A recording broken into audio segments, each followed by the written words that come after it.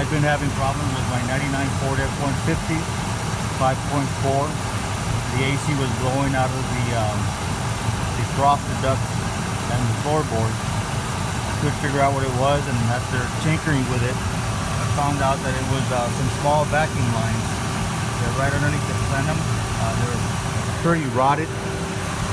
Anyway, it's these lines right here, right by the green line.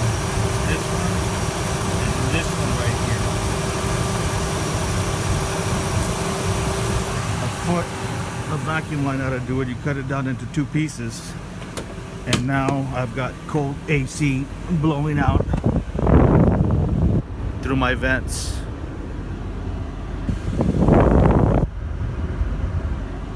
The problem has been solved.